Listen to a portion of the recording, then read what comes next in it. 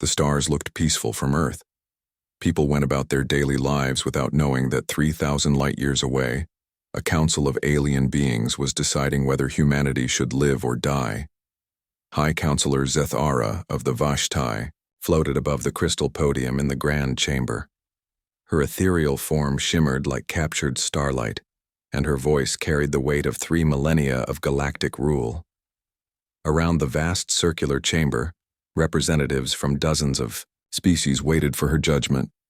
"The matter of Silent Zone 7734 requires immediate attention," Zathara announced. Her words echoed through the chamber's perfect acoustics.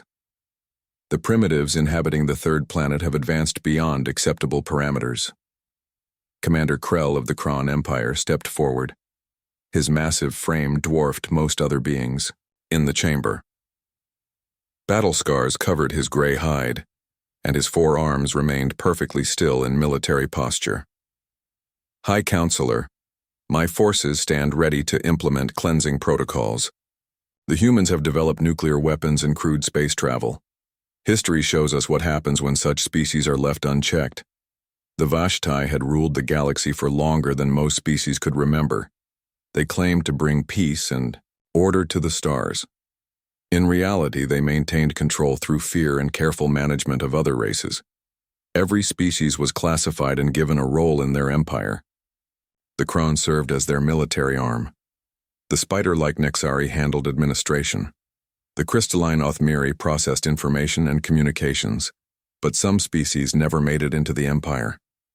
These were placed in silent zones and watched. If they showed promise, they might eventually be contacted and given a place in the hierarchy. If they proved too dangerous or aggressive, they were eliminated. Earth had been under observation for 200 years.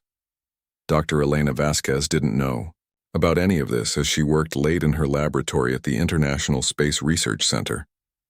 She was studying gravitational anomalies detected by the newest deep space sensors. The readings made no sense according to current physics. Large masses seemed to exist in areas of space that should be empty. "Computer, show me the data from Sector 7 again," she said, rubbing her tired eyes. The holographic display showed a 3-dimensional map of nearby star systems.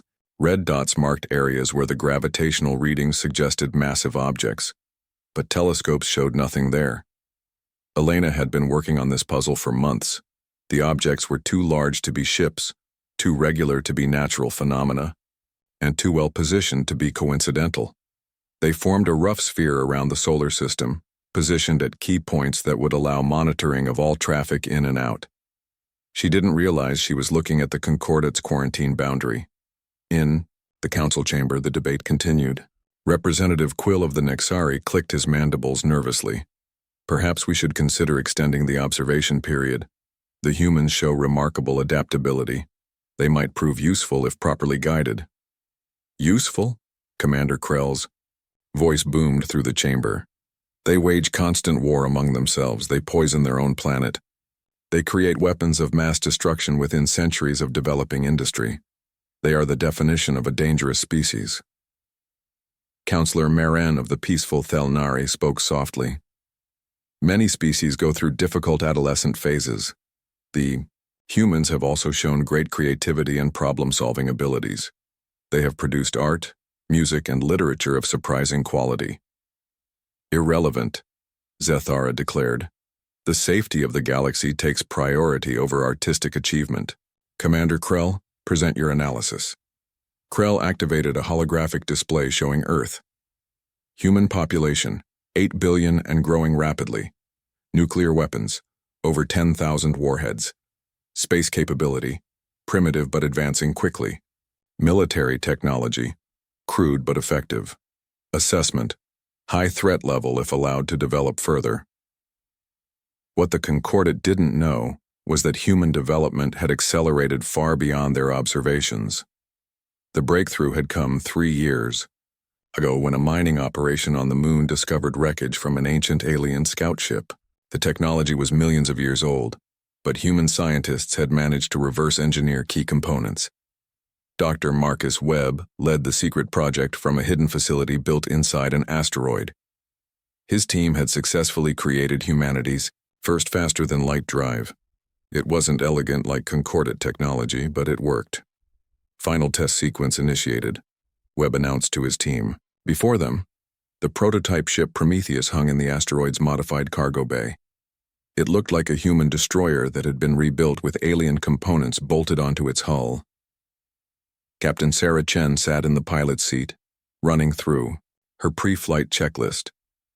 She was a former military pilot chosen for her skill and ability to think quickly under pressure. All systems showing green, FTL drive is stable, we're ready for the test jump. The plan was simple. Jump to the edge of the solar system, gather data, and return. Nobody expected to find anything there. The jump was just to test the drive systems. Back in the council chamber, the vote was nearly unanimous. Only the Thelnari representative objected to immediate cleansing. Even the normally cautious Nexari supported action. The motion passes, Zathara announced. Commander Krell, you will take a standard cleansing fleet to Silent Zone 7734. Eliminate all traces of human civilization. Preserve the planet for future colonization. Krell bowed his massive head. It will be done, High Counselor. How much time do I have to prepare? The fleet departs in 10 standard cycles. Use overwhelming force. We want no survivors and no chance for the humans to send distress signals that might reach other silent zones. As the council dispersed, none of them noticed the small energy signature that appeared briefly at the edge of their sensor range. The Prometheus had just completed its first successful FTL jump, emerging in empty space far beyond Pluto's orbit. Captain, Chen stared at her sensor readings in disbelief. Control, are you getting this data? We're seeing it too, Prometheus, came Dr. Webb's voice over the radio. What are we looking at? The sensors showed dozens of massive structures positioned in a rough sphere around the solar system. Each one was the size of a small moon and clearly artificial. Energy readings suggested advanced technology far beyond human capability. They're monitoring stations, Chen realized. Someone has been watching us. As the Prometheus moved closer to the nearest structure, its passive sensors picked up communications traffic. The ship's computer, enhanced with alien technology, began automatically translating the signals. Routine patrol report. No activity detected in quarantine zone. Primitive species continues normal development patterns. No sign of FTL capability. Chen felt a chill run down her spine. Quarantine zone, primitive species. The implications were terrifying.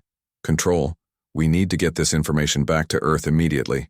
We're not alone, and whoever is out here doesn't want us to know about them.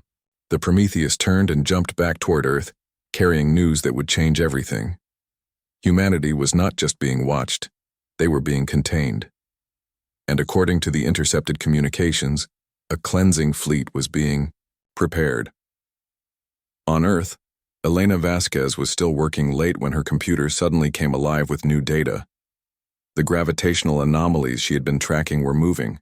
The objects were repositioning themselves into a tighter formation around the solar system. That's impossible, she whispered. Natural objects don't move like that. She didn't know that the concordant monitoring stations were preparing for the arrival of Krell's fleet. The stations were moving into position to provide real-time intelligence about human resistance capabilities. In the depths of space, Commander, Krell stood on the bridge of his flagship, the Devastator. Around him, 200 warships prepared for the journey to Earth.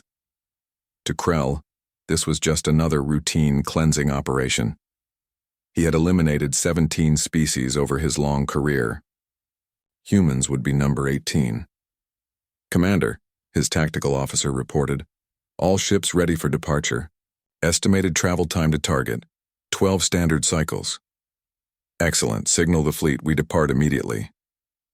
The massive Kron ships engaged their FTL drives and vanished into hyperspace, heading toward Earth. None of them expected any resistance. In 3,000 years of galactic history, no species in the silent zones had ever managed to fight back effectively against a cleansing fleet. But humans had never been cleansed before. As the Prometheus returned to Earth with its shocking discovery, and the Kron fleet began its journey through hyperspace, the galaxy was about to learn that some species don't go quietly into extinction. The Concordant expected silence from humanity. They were about to hear something very different. The emergency session at the International Space Research Center brought together world leaders for the first time in decades. President Martinez of the Americas Federation sat next to Premier Chen of the Asian Alliance. Chancellor Muller of the European Union faced Prime Minister Okafor of the African Coalition. Usually these people could barely agree on trade policies. Today they stared at the same terrifying data. Captain Sarah Chen stood before the assembled leaders, still wearing her flight suit from the Prometheus mission. The evidence is clear. We are being watched by an advanced alien civilization. They have classified us as primitives and placed us under quarantine. According to intercepted communications, a military fleet is coming to eliminate us. President Martinez leaned forward. How long do we have? Based on the energy signatures and communication patterns, approximately 2 weeks before they arrive. The room erupted in panicked voices. Some leaders demanded immediate evacuation plans. Others insisted it had to be a mistake. Premier Chen slammed his hand on the table. Silence. Fighting among ourselves is exactly what got us into this situation. Captain Chen, what else did you discover? Sarah activated the holographic display showing the alien monitoring stations. Each structure is heavily armed and shielded, but their technology appears to be very old. The designs haven't changed in centuries, maybe millennia. They seem to rely on energy weapons and force fields. Dr. Webb joined the presentation. We've analyzed the alien technology from the crashed ship. It's incredibly advanced but also rigid. There's no evidence of innovation or adaptation. Everything is built to exact specifications with no room for modification. What does that mean for us? Asked Chancellor Muller. It means they think in patterns, Elena Vasquez explained, having been brought in as a consultant. Their entire approach to warfare probably follows established doctrines. They expect certain responses and prepare for specific scenarios. And humans don't think in patterns, President Martinez realized. Exactly. We adapt. We improvise. We use whatever works, even if it's not elegant or traditional. While Earth's leaders absorbed this information, the Kron fleet continued its journey through hyperspace.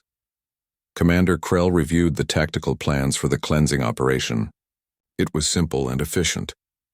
The fleet would emerge at the edge of the system, destroy any space installations, eliminate all spacecraft, and then systematically sterilize the planet. But Krell was troubled by something he couldn't quite identify. This would be his 18th cleansing operation, but something felt different. Maybe it was the recent political tensions within the Concordat. The Kron Empire had served the Vashtai faithfully for 3,000 years, but many of his people were beginning to question that relationship. Admiral Thax, Krell's second-in-command, approached the tactical display. Commander, I've been reviewing the intelligence reports on the humans. Something doesn't add up. Explain. The monitoring stations report primitive technology and no FTL capability. But look at this. Thax highlighted sections of the report. The humans went from first-powered flight to nuclear weapons in 50 years. From nuclear weapons to space travel in another 50. Their technological advancement rate is unprecedented. Krell studied the data. What are you suggesting? I'm suggesting that maybe the humans are more advanced than the reports indicate. The monitoring stations are automated and may not be detecting everything. Impossible. Concordat technology is infallible. But even as Krell said the words, doubt crept into his mind. The Concordat relied heavily on established systems and protocols. What if those systems had blind spots? On Earth, the secret human response was taking shape. The discovery of alien technology had been kept hidden from the public, but every major government and military organization was now involved in a crash program to build defenses. The first breakthrough came from an unexpected source. Lieutenant Colonel James Wright, a demolitions expert, was studying the alien energy weapon designs when he had a realization. These weapons are designed to penetrate force fields and energy shields, he announced to the assembled scientists and military officers. But what about physical armor? Old-fashioned steel and ceramic plates? Dr. Webb looked up from his calculations. That's actually brilliant. Their entire weapons doctrine assumes energy-based defenses. They probably haven't encountered kinetic armor in centuries. Can we build ships that use physical armor instead of shields? Not just ships, Wright grinned. Missiles, fighters, defense platforms, everything. Let them fire their fancy energy beams at solid metal. The second breakthrough came from studying alien ship movements. The monitoring stations moved in predictable patterns, following established routes and schedules. Their ships would likely do the same. Admiral Rebecca Stone, the newly appointed commander of Human Defense Forces, studied the tactical projections. If they follow their standard patterns, they'll emerge here, here, and here. She pointed to locations on the holographic display. They'll expect to find primitive spacecraft and minimal resistance. What if we give them something else? Suggested Captain Chen, such as a swarm. Not organized formations they can predict, but hundreds of small ships attacking from every direction at once. Within days, every shipyard on Earth and in the orbital stations was working around the clock. The designs were crude by alien standards but effective. Human ships combined salvaged alien technology with human engineering. They were fast, heavily armored, and carried massive kinetic weapons. But the most important development was happening in the deepest levels of the asteroid facility. Dr. Elena Vasquez had been working on a theoretical project that suddenly became very practical. It's called a gravitational lens, she explained to the assembled team.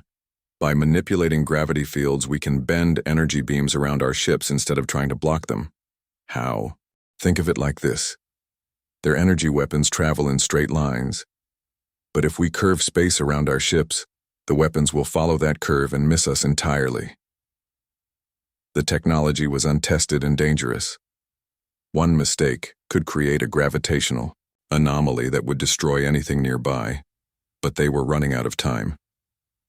Meanwhile, word of humanity's situation had begun to spread to unexpected places. The intercepted alien communications were not just one way. Some of the signals reached other silent zones. On a hidden colony ship drifting in the void between stars, the last survivors of the Kirath species received the human transmissions. The Kirath had been cleansed by the Concordat 50 years ago, but a few thousand had escaped in secret ships. Elder Senna studied the decoded human messages.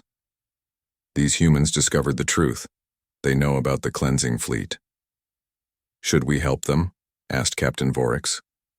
We are too few and too far away, but perhaps we can send them information about Concordat tactics and weaknesses. Similar conversations were taking place on hidden bases throughout the galaxy. The Concordat's cleansed species had not all died as intended. Some had survived in secret, waiting for a chance to strike back. Back in the Kron fleet, Admiral Thax was having his own doubts about the mission. He had served the Concordat faithfully for decades, but the more he learned about humanity, the more he questioned the cleansing order. Commander, he said to Krell during a private meeting, I've been studying human history and culture. They are remarkably similar to us in many ways, and explain. They value courage, honor, and loyalty. They form strong bonds with their comrades. They fight fiercely to protect their homes and families. In many ways, they remind me of the Kron before we joined the Concordat. Krell was silent for a long moment. The Kron had once been an independent warrior race, proud and fierce. Joining the Concordat had brought peace and prosperity, but it had also meant following orders without question. What are you suggesting, Thax? I'm suggesting that maybe some species deserve a chance to prove themselves instead of being eliminated simply for being strong. That is not our decision to make. Isn't it? We are the ones carrying out the cleansing. We could choose to give them a chance to surrender and join the Concordat instead. Krell stared out at the stars rushing past in hyperspace. Such thoughts are dangerous, Admiral. The Vashtai expect complete obedience. The Vashtai expect many things. Perhaps it is time to question whether all of their expectations are reasonable. On Earth, the final preparations were nearly complete. Hundreds of human ships were positioned throughout the solar system, hidden among asteroids and behind planets. The gravitational lens technology had been successfully tested on a small scale. Kinetic weapons had been loaded and targeted. But the most important preparation was psychological. For the first time in human history, The entire species was united against a common threat. Old rivalries and conflicts were set aside. Every nation, every military force, every scientist and engineer was working together. Admiral Stone addressed the combined fleet commanders in a final briefing. Remember, they expect us to be primitive and disorganized. They expect us to panic and scatter when they arrive. Instead, we will show them what happens when you threaten humanity. Captain Chen, now commanding a squadron of the new human destroyers, checked her ship's systems one last time. All units report ready. We're as prepared as we can be in 2 weeks. 2 weeks, Stone repeated. 2 weeks to build a fleet, develop new technology, and unite the entire human race. Not bad. In the deep space monitoring station nearest to Earth, the automated systems continued their routine scans. They detected the increased activity in the solar system, but classified it as normal resource gathering and infrastructure development. The idea that a quarantined species could have developed military capabilities was not programmed into their analysis protocols. The Kron fleet continued its approach, confident in their superiority and the proven effectiveness of cleansing operations. They had no idea that they were flying toward a species that had spent its entire history learning how to fight impossible odds and survive. The galaxy expected humanity's silence in the face of extermination. They were about to learn that humans had a very different response to threats. The cleansing fleet was coming, but they would not find helpless primitives waiting for death. They would find a species that had turned 2 weeks of preparation into a declaration of war against the galaxy itself. The message came from deep space on an encrypted channel that shouldn't have existed. Admiral Rebecca Stone stood in the command center, staring at the transmission that had appeared on their screens just hours before the Kron fleet was scheduled to arrive. This is Admiral Thax of the Kron Empire. I am transmitting on a frequency that will not be monitored by concordant forces. I have information about the approaching fleet that may help your species survive. The entire command staff was silent. Captain Chen was the first to speak. It could be a trap, or it could be our first alien ally, Stone replied. We need every advantage we can get. Dr. Webb ran the transmission through their analysis computers. The signal is definitely coming from the approaching fleet, and the encryption method matches Kron military protocols we intercepted from the monitoring stations. Stone made the decision. Open a channel. Let's see what this Admiral Thax wants to tell us. The response came quickly. Thax's image appeared on the main screen. A massive gray-skinned alien with forearms and battle scars covering his hide. But his eyes held something unexpected. Respect. Humans of Earth, Thax began. I am Admiral Thax, second in command of the fleet coming to your world. I am speaking to you against orders because I believe what we have been ordered to do is wrong. Stone stepped forward. Why should we trust you? Because I have studied your species, and I see in you what my people once were. You are warriors, but you fight for honor and protection of your own. The Concordat fears this because it threatens their control. What can you tell us about the fleet? Thax transmitted detailed tactical information. 200 ships, heavily armed with energy weapons and shielded. Commander Krell is a skilled military leader but follows established doctrine. The fleet will emerge in formation at the edge of your system and advance methodically toward your planet. How many ships will follow you if you decide to switch sides? I cannot say for certain. Perhaps 50, perhaps more. Many of my people are tired of being the Concordat's weapon against innocent species. After the transmission ended, Stone called an emergency meeting of all fleet commanders. The human defense plan had been based on fighting alone against impossible odds.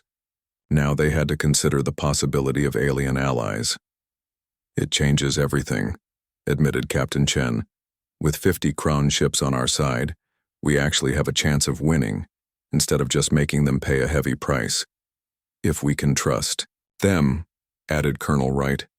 This could still be an elaborate trap. Elena Vasquez had been quiet during the discussion, but now she spoke up.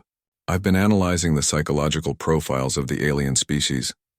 The Kron value honor and personal loyalty above blind obedience. If this Admiral Thax has decided that the cleansing order is dishonorable, he'll follow through on his commitment. And if he doesn't, then we fight the battle we were already planning to fight. We lose nothing by accepting his help, but we could gain everything. While Earth prepared for the arrival of the Kron fleet, other developments were taking place throughout the galaxy. The hidden survivors of cleansed species had begun to stir. Ships that had been hiding in dark nebulae and abandoned systems started moving toward known concordant positions. The Vashtai High Council remained unaware of these movements. Their attention was focused on more immediate concerns. Reports were coming in of unrest on several concordant worlds. The Nexari had filed complaints about resource allocation. Even the normally obedient Othmiri were asking questions about concordant policies. High Counselor Zathara floated in her private chambers, reviewing intelligence reports. The galaxy that had been stable for 3 millennia was showing signs of instability.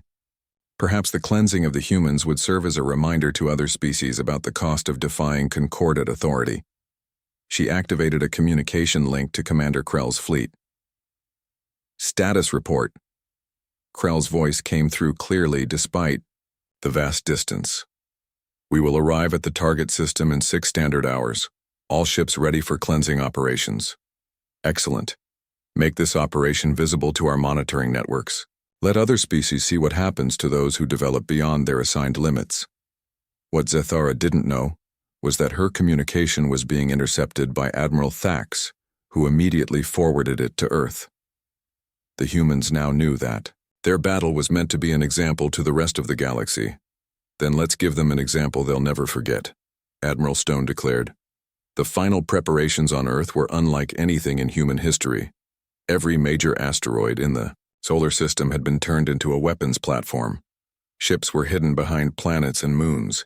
The gravitational lens generators had been positioned at key points throughout the system.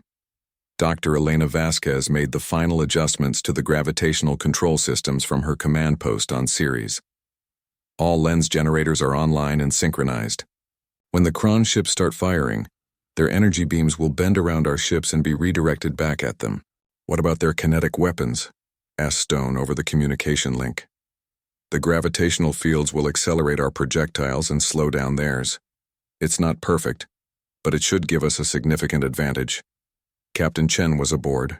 Her flagship, the destroyer Defiance, positioned behind Mars with 50 other human ships. All units in position. We're ready to show these aliens how humans fight. The moment arrived with little fanfare. Space simply rippled, and suddenly 200 massive alien ships appeared at the edge of the solar system. The Kron fleet emerged from hyperspace in perfect formation, their dark hulls gleaming with energy shields and weapon arrays. Commander Krell stood on the bridge of his flagship studying the sensor readings. Tactical, report. Scanning the HFY system now, Commander. Detecting multiple artificial energy signatures throughout the inner planets. Considerably more activity than expected for a primitive species. Elaborate.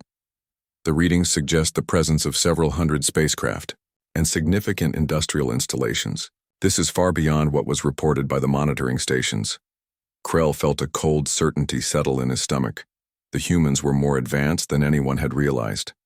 This would not be a simple cleansing operation.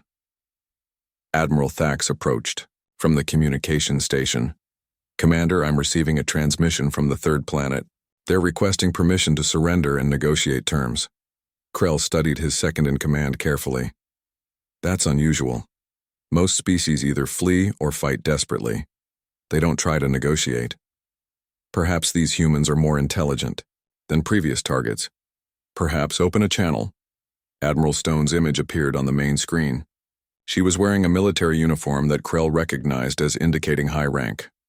Behind her he could see what was clearly a sophisticated command center. I am Admiral Rebecca Stone, representing the Unified Military Forces of Earth. We understand that you have been sent to destroy our civilization. That is correct, Krell replied. However, you have requested negotiation. The Concordat does not typically negotiate with species in silent zones. We're not asking the Concordat to negotiate. We're asking you personally as a military commander. You have a choice to make. Explain. You can proceed with your orders and attack a species that has never threatened the Concordat, or you can stand with us against a system that treats entire civilizations as disposable. We know about the other species you've cleansed. We know about the hidden survivors who are tired of running and hiding. Krell was silent for a long moment. Around the bridge, his officers watched nervously.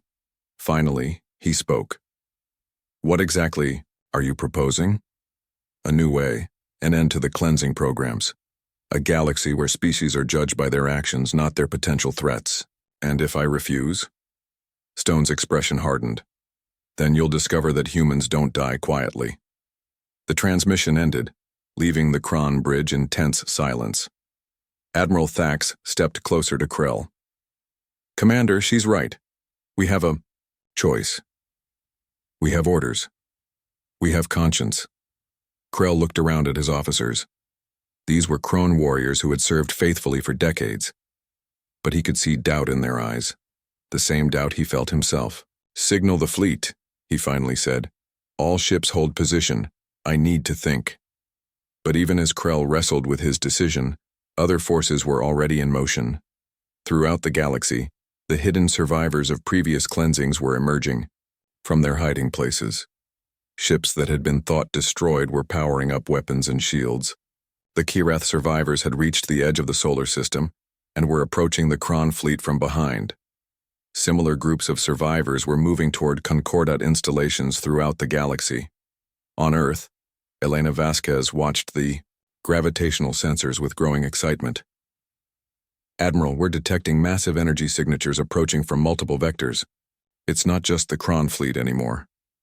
Explain. At least a dozen different ship types are converging on this system. Some are approaching the Kron fleet, others are heading for the monitoring stations. Admiral Stone realized what was happening. The other species, the survivors. They're using our battle as a signal to start their own rebellion. In the Kron fleet, Admiral Thax was receiving similar reports. Commander, we're being approached by ships belonging to species that were supposedly cleansed decades ago. They're not attacking, but they're definitely taking positions around us. Krell studied the tactical display. The situation had become far more complex than a simple cleansing operation. This was rapidly becoming a galaxy-wide rebellion against Concordat authority. Sir, his communication officer called out, we're receiving a transmission from the Kirath ship approaching from our stern. The Kirath were cleansed 50 years ago. Apparently not all of them, sir. The transmission opened to show an elderly alien with deep, intelligent eyes. Commander Krell, I am Elder Senna of the Kirath. Survivors, we have come to offer our services to any Kron ships that choose to stand with justice rather than tyranny. The Kirath serve no one. Today, we serve the idea that no species should be eliminated simply for existing. Will you join us? Krell looked at the tactical display showing hundreds of ships from multiple species converging on his position. The humans had somehow triggered a galaxy-wide revolution simply by refusing to accept their fate quietly. Admiral Thax, he said finally. Yes, Commander. Signal our ships. Any captain who wishes to stand with the humans and their allies may do so. Any who wish to follow original orders may also do so. Today, each Kron chooses for himself. The response was immediate. Ship after ship signaled their intention to join the rebellion. Within minutes, Krell found that over half his fleet had chosen to switch sides. Well, he said to Thax, it appears we're no longer serving the Concordat. No, sir. Today we serve something better. As word of the fleet's defection spread through quantum communication networks, the galaxy began to realize that the age of Concordat dominance was ending. The humans had done more than just prepare to defend themselves. They had sparked a revolution that would change everything. The battle hadn't even begun, and already the galaxy would never be the same. The first shot of the war came from an unexpected source. High Admiral Zathara, monitoring the situation from her flagship in a nearby system, had grown tired of waiting for results. When she saw that half the Kron fleet had defected, she decided to take direct action. Fire on the human planet immediately, she ordered Captain Veltar of the Vashtai destroyer Eternal Judgment. If the Kron will not do their duty, we will complete the cleansing ourselves. The Vashtai ship emerged from hyperspace at the edge of the solar system and immediately began charging its planet-killer weapon. The massive energy cannon was designed to crack planetary crusts and boil away atmospheres. Admiral Stone watched the new contact appear on her tactical display. All units, we have a Vashtai destroyer taking position for planetary bombardment. This is not a drill. All ships engage immediately. Captain Chen's voice crackled over the communication network. Squadron 7 with me. We take that ship down now. 50 human destroyers broke cover from behind Mars, their kinetic weapons already charging. The ships were crude compared to alien technology, but they were fast and carried devastating firepower. The Vashtai captain was confident in his ship's superiority. Energy shields at maximum, weapons charged, crew at battle stations. What could primitive human ships possibly do against concordant technology? He found out when the first human missiles struck his shields. Instead of energy weapons that could be deflected, the humans fired massive kinetic projectiles at incredible velocities. The shields, designed to stop energy beams, offered little resistance to solid matter moving at a significant fraction of light speed. "Shields failing," his tactical officer reported in shock. "Those projectiles are penetrating our defenses." Impossible. Primitive species don't have kinetic weapons of that magnitude, but the humans had combined alien propulsion technology with human engineering. Their missiles accelerated continuously throughout their flight, reaching velocities that made them nearly unstoppable. Captain Chen's ship, the Defiance, fired its main gun. The projectile was a simple tungsten rod, but it hit the Vashtai destroyer with the force of a nuclear weapon. The alien ship's hull cracked and began venting atmosphere. "Target their weapon systems," Chen ordered. "Don't let them fire on Earth." More human ships joined the attack. The Vashtai destroyer tried to return fire, but Elena Vasquez's gravitational lens system deflected their energy beams back at their own ships. The alien captain watched in disbelief as his own weapons fire curved around the human ships and struck his escorts. "What manner of technology is this?" he demanded. His science officer was frantically analyzing the sensor data. "They're manipulating gravitational fields, sir. It's theoretically possible but requires incredible precision and power generation. Can we counter it?" "Not with our current weapon systems, sir. We would need to recalibrate everything." But there was no time to recalibrate. The human ships swarmed around the Vashtai destroyer like angry insects.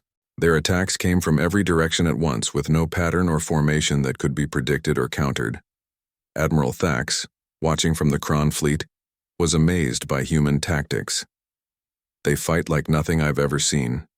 No formation, no established doctrine, just pure aggression and adaptation." Commander Krell nodded grimly. "This is what we were sent to cleanse, a species that refuses to fight by anyone else's rules."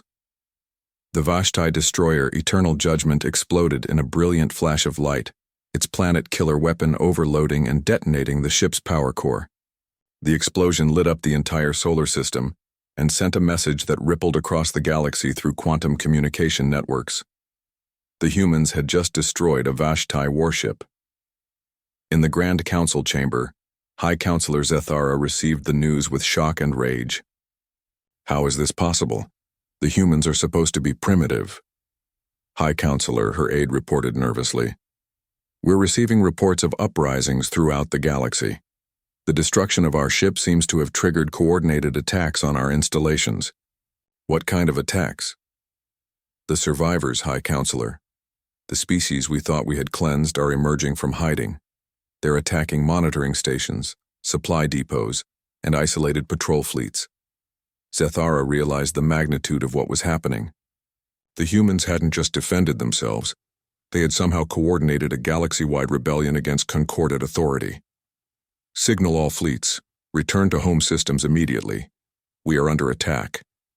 But it was too late to contain the situation. The news of humanity's victory spread faster than any fleet could travel. On world after world, subjugated species began to question concordant authority. In the solar system, the real battle was just beginning. The remaining Kron ships, loyal to the Concordat, had finally received direct orders to proceed with the cleansing, regardless of defections. "Captain Mordak, commanding the loyal faction, addressed his remaining 100 ships. Warriors of the Kron Empire, we have served the Concordat faithfully for 3,000 years. We will not abandon our duty because of sentiment or doubt. Today we cleanse this system and restore order to the galaxy. The loyal Kron ships advanced in formation toward Earth, their weapons charging and shields at maximum. They represented the finest military technology in the galaxy, operated by experienced warriors who had never known defeat. Admiral Stone coordinated the human response from her command ship. All units engage at maximum range. Don't let them get close to the inner planets. The battle was joined across millions of kilometers of space.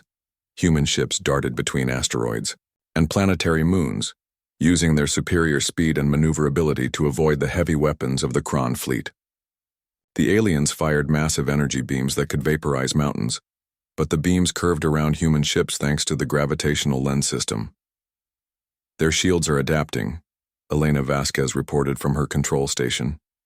The gravitational fields are becoming less effective as they modify their weapon frequencies. Then we adapt too, Stone replied. All units switch to kinetic bombardment. Overwhelm their defenses with volume of fire. Hundreds of human ships opened fire simultaneously. Thousands of projectiles filled space, creating a deadly storm of metal and explosives. The Kron shields could stop energy weapons, but kinetic attacks from every direction at once was something their technology wasn't designed to handle. Admiral Thax watched the battle from his position with the defector fleet.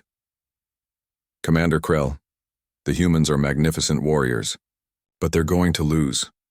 There are too many loyal ships and Kron armor is too strong. Then we should help them, Krell decided.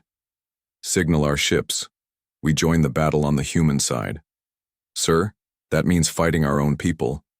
Yes, but it's the right thing to do. The defector Kron ships entered the battle, attacking their former comrades from behind. The Loyalist fleet found themselves caught between human forces and their own rebellious officers. The galaxy's most disciplined military force began to fracture under the strain of civil war. Captain Mordak raged as he saw Kron ships firing on each other. Traitors, you betray everything we stand for. We stand for honor, Thax replied over the communication channel. And there is no honor in destroying innocent species. The battle raged for hours. Ships exploded in brilliant flashes. Debris filled space around Earth. But slowly the tide began to turn. Human tactics and technology, combined with Kron firepower and defector intelligence, began to overwhelm the Loyalist forces. Captain Chen led a squadron of human ships in a desperate attack on Mordak's flagship. All ships concentrate fire on their command vessel. If we can take out their leadership, the rest might surrender. The human ships dove toward the massive Kron battleship, dodging defensive fire and launching everything they had. Kinetic projectiles slammed into the alien hull, while captured energy weapons added to the assault. Mordak's ship began to list as systems failed throughout the vessel. All ships withdraw to hyperspace. We cannot win this battle. But as the surviving Loyalist ships prepared to retreat, they received an unexpected transmission. High Admiral, Zathara herself appeared on their screens, her ethereal form radiating fury. There will be no retreat. The humans must be destroyed, regardless of cost. I am bringing the full Concordat fleet to finish what you could not. The transmission cut out, leaving the battlefield in stunned silence. The Concordat had never committed their full military might to a single operation. If they were bringing everything, it meant they considered humanity an existential threat to their empire. Admiral Stone addressed all ships in the system. You heard her. They're bringing everything they have. We need to prepare for the largest space battle in galactic history. Commander Krell spoke for the defector Kron ships. Admiral Stone, we stand with you. Whatever comes, we face it together. Similar commitments came from the surviving ships of cleansed species that had arrived during the battle. The Kirath, the Velnari, the Thosakai, and a dozen other species that the Concordat thought they had eliminated. Dr. Elena Vasquez was already working on modifications to their defensive systems. If they're bringing their full fleet, we need to think bigger. The gravitational lens technology could be scaled up to affect entire regions of space. How much bigger? Stone asked.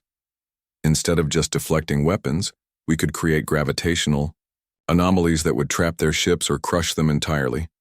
It's dangerous and untested, but it might be our only chance. As news of the battle spread throughout the galaxy, more and more species began to declare independence from Concordat rule. The humans had proven that the Empire's forces could be defeated. Now everyone wanted to join the fight. The galaxy was at war, and it had all started because one species refused to go quietly into extinction. The Concordat expected humanity's silence, but they heard the thunder of rebellion instead, and the thunder was just getting started. The Concordat Grand Fleet arrived 3 days later, with a force that had never been assembled in galactic history. 5,000 ships emerged from hyperspace at the edge of the solar system, representing every species in the Empire and led by High Admiral Zathara herself aboard the massive flagship Dominion of Stars.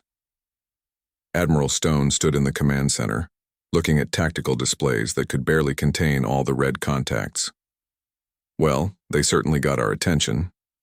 The fleet facing them was a monument to 3,000 years of galactic domination.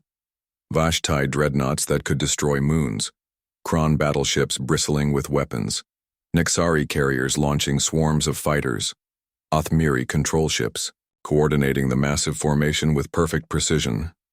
"Admiral," Captain Chen reported from her ship, "we're being hailed by the enemy flagship. Put her through." High Admiral Zathara's image appeared on the main screen. Her ethereal form seemed to glow with inner fury. "I am High Admiral Zathara of the Vashtai. You will surrender immediately and submit to cleansing, or we will sterilize every planet in this system." Admiral Stone stepped forward. "I'm Admiral Rebecca Stone of the Human Defense Forces. We reject your ultimatum. This system is under our protection." "Your protection?" Zathara laughed, a sound like wind chimes in a hurricane. "You are primitives who have existed for mere millennia. We have ruled the galaxy since before your species learned to make fire. And that's exactly why you're going to lose," Stone replied calmly. "You've forgotten how to adapt, how to innovate, how to grow. You've become so concerned with maintaining control that you've stopped evolving. We shall see." The transmission ended, and both fleets prepared for battle. But the situation was far more complex than a simple confrontation between human and Concordat forces. Throughout the galaxy, the rebellion that humanity had sparked was growing into a full-scale galactic civil war. Dr. Elena Vasquez worked frantically to complete the gravitational weapon systems. "I need another 6 hours to finish the calculations. The energy requirements are enormous." "How enormous?" Stone asked. "We'll need to tap into the sun's energy output directly. One mistake and we could trigger a solar flare that would sterilize our own planet. And if we don't try, then 5,000 enemy ships will definitely sterilize our planet." While Elena worked on the gravitational weapons, other preparations were taking place throughout the solar system. Every asteroid base, every moon installation, every orbital platform was armed and ready. The human fleet had grown to nearly 800 ships, reinforced by defector vessels and survivors from cleansed species. But numbers alone wouldn't be enough. The Concordat ships were individually superior to anything humanity could field. Victory would require something else entirely. Captain Chen had an idea. "Admiral, what if we don't fight their fleet directly?" "Explain." "Their weakness is coordination. That massive fleet requires constant communication and central command to function. What if we cut off their communications?" "How?" "Hit their command ship. Take out High Admiral Zathara and their central coordination. Without leadership, 5,000 ships becomes 5,000 individual targets." It was a desperate plan, but it might work. The human fleet would have to punch through thousands of enemy ships to reach the flagship. But if they could succeed, the entire Concordat formation would collapse into chaos. Admiral Thax, commanding the defector Kron ships, supported the plan. The Concordat relies on rigid hierarchy. Remove the top of the command structure and the lower levels will be paralyzed, trying to determine who has authority. "What about the rest of the galaxy?" Stone asked. "How is the rebellion progressing?" The answer came from unexpected sources. Elder Senna of the Kirath survivors had been coordinating with other rebel groups through quantum communication networks. "Admiral Stone," Senna reported, "uprisings are occurring on over 300 worlds. The Concordat's local garrisons are stretched thin trying to maintain control. Many are requesting reinforcements that cannot be spared.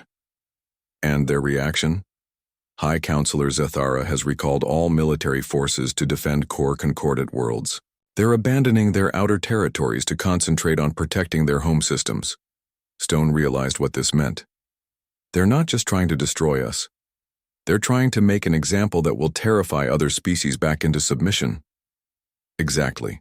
If they can crush humanity publicly and decisively, they believe the other rebellions will collapse. Then we can't let them win. The battle began with a probe attack by concordant fighters. Thousands of small craft swept toward the human positions, testing defenses and gathering intelligence. Human interceptors met them in the space between Mars and Jupiter, and the first skirmishes revealed immediately that this would be unlike any previous space battle. The alien fighters used energy weapons and relied on shields for protection. Human interceptors used kinetic weapons and heavy armor. When the two forces clashed, alien shields proved inadequate against solid projectiles, while human armor absorbed energy weapon hits with minimal damage. Their fighters can't penetrate our armor, reported Squadron Leader Martinez. But their energy weapons are draining our power systems. We can't maintain this indefinitely. Fall back to the asteroid fields, Chen ordered. Use the rocks for cover and make them come to us. The alien fighters pursued the retreating humans into the asteroid belt, where they discovered another nasty surprise. The asteroids themselves had been weaponized. As alien ships moved between the rocks, hidden launchers opened fire from multiple directions. High Admiral Zathara watched the engagement with growing concern. How are primitives achieving such tactical coordination? Their fighters move like a single organism. Her tactical officer studied the sensor readings. They're using short-range quantum communication, High Admiral, but the technology is completely different from our systems. It's crude, but effective. And their weapons? Pure kinetic energy, High Admiral. No energy signatures, no electromagnetic emissions. Just solid matter moving at extreme velocities. Zathara realized that the humans had developed an entirely different approach to warfare. Every assumption the Concordat had made about space combat was being challenged by opponents who fought by completely different rules. Signal the fleet. Full advance. We end this now. The massive Concordat fleet moved toward Earth in perfect formation. 5,000 ships advancing in coordinated waves, their combined firepower capable of destroying planets. It was the most impressive display of military might in galactic history, and it flew directly into Elena Vasquez's gravitational trap. Activating gravitational lens network now, Elena announced from her control station on Ceres. All stations, report ready. Space itself began to warp around the approaching fleet. The carefully calculated gravitational fields created invisible barriers and channels that guided the Concordat ships into predetermined positions. The aliens found their formations disrupted as their ships were pulled off course by forces they couldn't see or understand. "What's happening to our navigation?" demanded Captain Coulthar of the Vashtai cruiser Stellar Wrath. "Unknown gravitational anomalies throughout the combat area," his navigator reported. "Our ships are being pulled off course by invisible forces." High Admiral Zathara realized that the humans had somehow weaponized gravity itself. All ships, emergency thrust to escape gravitational effects. But it was too late. The human fleet struck while the Concordat formation was in chaos. 800 human ships attacked from multiple directions simultaneously, their kinetic weapons tearing through alien formations that could no longer maintain coordinated defenses. Captain Chen led the assault on the flagship, diving through layers of defending ships with her squadron of destroyers. Target their communication arrays, cut off their ability to coordinate the fleet. The human ships swarmed around the massive dominion of stars like insects attacking a giant. Their kinetic weapons hammered at the flagship's shields and hull, while electromagnetic pulse warheads knocked out communication systems. High Admiral Zathara found herself isolated on her own bridge as human weapons systematically destroyed her ship's ability to command the fleet. "Signal all ships. Independent action authorized. Destroy everything in this system." But the signal never got through. Human jamming had cut off fleet communications, and the gravitational anomalies were interfering with quantum transmissions. 5,000 ships suddenly found themselves fighting as individuals instead of a coordinated force. Admiral Stone coordinated the human response from her flagship. All units exploit their confusion. Don't let them regroup. The battle raged across the entire solar system. Human ships used their superior mobility to stay ahead of alien weapons, while kinetic bombardment tore through shields designed for energy-based combat. The asteroid belt became a maze of wreckage as ships from both sides were destroyed in the chaotic fighting. But the most important battle was taking place around the Concordat flagship. Captain Chen's squadron had fought through waves of defenders and was now attacking the Dominion of Stars directly. All weapons concentrate fire on their main reactor, Chen ordered. If we can disable their power systems, we can capture their leadership alive. The human ships poured everything they had into the alien flagship. Kinetic projectiles punched through armor plating while electromagnetic weapons overloaded power conduits. The massive ship began to list as systems failed throughout its hull. High Admiral Zathara watched her perfect fleet dissolve into chaos around her. Individual ships fought desperately, but without central coordination, they were being systematically destroyed by opponents who should have been helplessly primitive. How? She whispered. How are they defeating us? The answer came from Admiral Thax, whose defector ships had just joined the assault on the flagship. Because they never learned to accept defeat. You taught the galaxy to obey without question. They learned to question everything. The Dominion of Stars finally succumbed to the concentrated human assault. Its reactors overloaded and the massive ship began breaking apart. But before it could explode completely, human boarding shuttles attached to the hull and began cutting through to the command sections. "This is Admiral Stone," came the transmission from the assault shuttles. "Hi, Admiral Zathara, you are ordered to surrender immediately. Your fleet is defeated and your ship is destroyed. Further resistance will only result in unnecessary casualties." Zathara looked around her ruined bridge. Half her crew was dead or unconscious.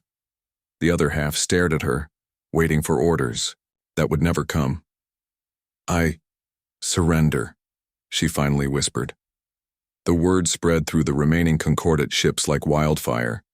Their supreme commander had surrendered. The fleet that had never known defeat had been crushed by primitives who weren't supposed to have spaceflight. One by one, alien ships began standing down. Some tried to flee to hyperspace, but human pursuit ships followed them through FTL and continued the attacks. Others simply shut down their weapons and waited for instructions. The Battle of Sol was over. Humanity had won. News of the victory spread across the galaxy faster than any ship could travel. On world after world, the rebellion against Concordat rule exploded into open revolution. Species that had been subjugated for millennia threw off their chains and declared independence. Admiral Stone stood on the bridge of the captured Dominion of Stars, looking out at the wreckage of the greatest fleet in galactic history. Around her, representatives from dozens of formerly enslaved species were beginning to arrive. "What happens now?" asked Elder Senna of the Kirath. "Now we build something better," Stone replied. "A galaxy where species are free to grow and develop without fear, where strength is used to protect the weak instead of enslaving them." Commander Krell of the Defector Kron forces nodded approvingly. "The humans have shown us a new way. Perhaps it is time for the galaxy to learn from them." Dr. Elena Vasquez was already working on plans for the future. "We'll need to establish communication networks, trade agreements, mutual defense pacts, and we'll need to explore beyond the galaxy." High Admiral Zathara's final transmission mentioned that the Vashtai have called for reinforcements from their home galaxy. Admiral Stone smiled grimly. "Let them come. The galaxy has learned to hear humanity's thunder, and thunder only gets louder during a storm." The Concordat was finished. Their 3,000-year empire had crumbled in a matter of days, brought down by a species they had dismissed as primitive. But in its place, something new was being born. A galactic alliance based on freedom, cooperation, and the simple idea that every species deserved a chance to reach for the stars. The galaxy had expected humanity's silence when faced with extinction. Instead, they heard the thunder of warships, the roar of revolution, and the birth cry of a new age of freedom. And in the depths of space, beyond the rim of the galaxy, ancient sensors detected the electromagnetic signature of the Great Battle. The Vashtai homeworld had indeed heard the thunder, and they were already preparing their response. The war for humanity's survival was over. The war for the galaxy's freedom was just beginning.